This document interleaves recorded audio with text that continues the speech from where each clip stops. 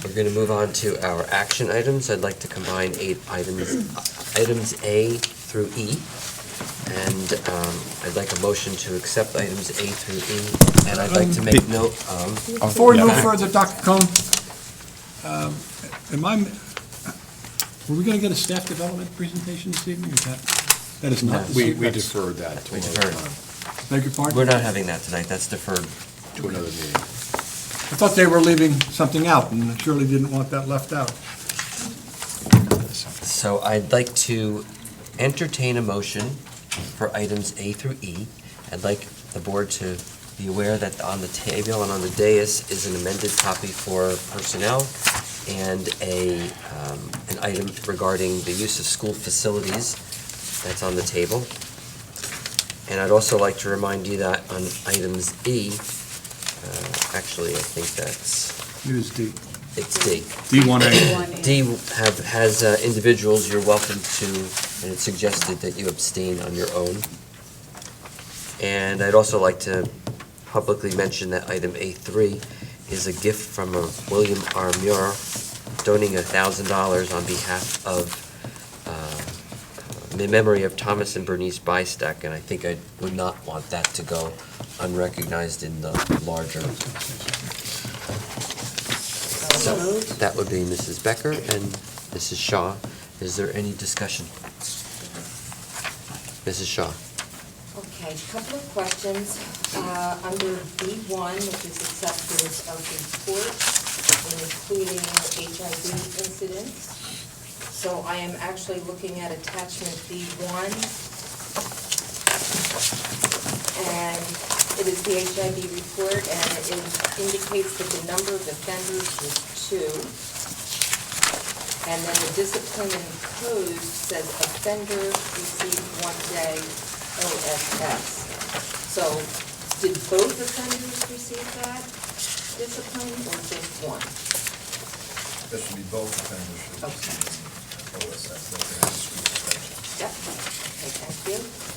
Then I have a question for B3, which is approval of a contract to Epic Health Service for the period May 1st through June 30th,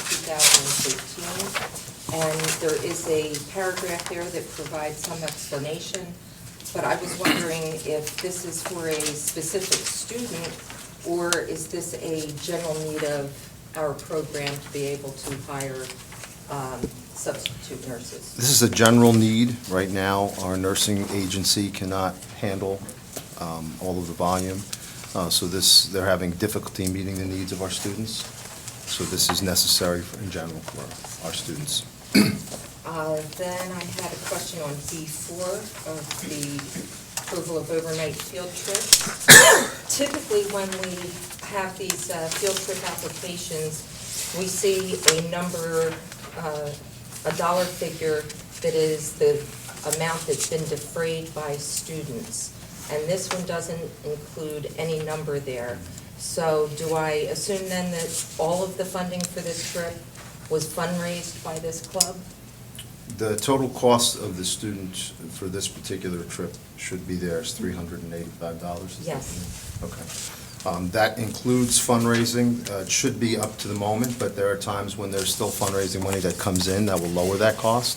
Okay. So at this point, what we have to do for our timelines is to make sure we approve it in a proper amount of time, and sometimes that number does go down. Okay. I have a But- follow-on question to that, so Okay. before you move on, so, are you done with this one? I'm done with that one, so you can So my add to it. follow-on question is just more educational for me, is that as I see these field trip applications, sometimes I see more, student-funded, more, board-funded. So the amount here is $2340 for board-funded for this trip, so the school system is paying $2340. So, I think this is great. It's a great competition that we're participating in, but how do we determine, how much is board-funded versus student-funded? How is that mix determined? On trips such as this, the board-funded portion has to do with picking up the staff costs. We don't pass the staff costs on to the students. The students that participate in these trips will pay for the student-related costs. So this board-funded amount is totally for the staff Yes. costs? Okay, thank you. Those were all the questions I had, thank you. Thank you. Mr. McAvoy. I'll just comment on Bill Muir, under A3, the gift of $1,000. Bill's in the class of 1965. Bill was our first state champion in track and field in the half mile, and Bill held our school record in the half mile until from 1965 to 1982. The list is very short of people like Bill. Paul Graves, Justin Granite, Donald Urschel, and Sam Mattis are the only other state champions with regard to track and field in the history of East Brunswick High School. So having Bill still keeping an eye on the Bears track and field program, it's very generous of him to donate $1,000. And it's interesting how when you look at this, this will pay for 10 hurdles, which is basically nothing. Because we have an 8-lane track, and now we're talking about 80 hurdles, so you can see what kind of money is involved in our program. But I'm surely not taking anything away from Bill. The $1,000 is generous, and I wanted to just qualify who Bill was. And, yeah, I'm good. Thank you. Thank you. Are there any other comments? Okay, we'll take a roll call. Mrs. Becker? Yes. Mrs. Chu? Yes. Mrs. Howard? Yes. Mrs. Lax? Yes, with the exception of an abstention on D1B. Mr. McAvoy? Yes, with an exempt. Abstention. On D, 1C. Mr. Philipchak? Yes. Mrs. Shaw? Yes, with the exception of item D1D, on which I abstain. Mr. Simmons? Yes. And President Cohen? Yes, abstaining on D1A. Carried unanimously, except for those items with abstentions. Thank you. Is there any old business for the evening? No old business? No old business. Okay. Committee and organization reports. I do have some, I just have to find that stuff.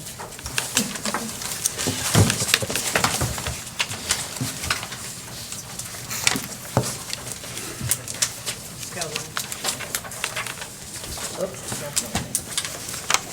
I have enough. Okay, my first report is on the Student Services Board Committee that met on April 20th, 2015.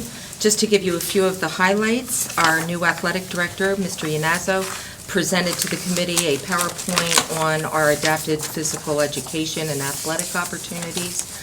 It was a terrific report by Mr. Iannazzo, covering all the different levels and all the different types of adaptations that can be made, and also included some slides of students actually participating in some of the programs.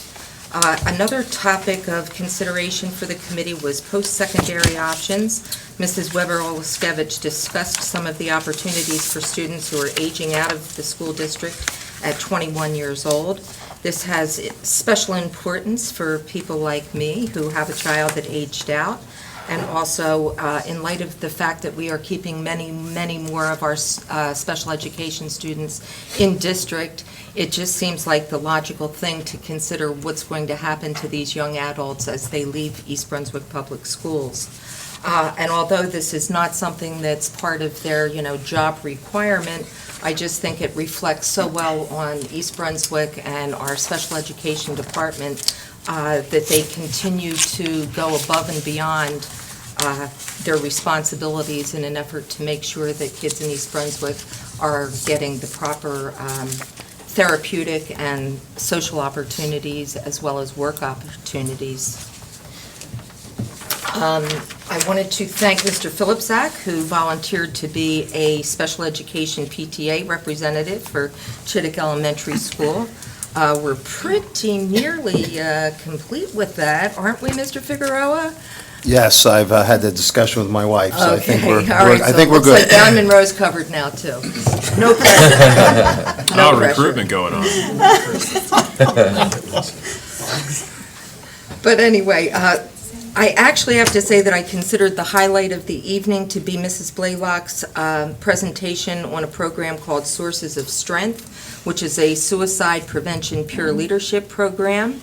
It is a national model of best practices, and it is on the Registry of Evidence-Based Programs.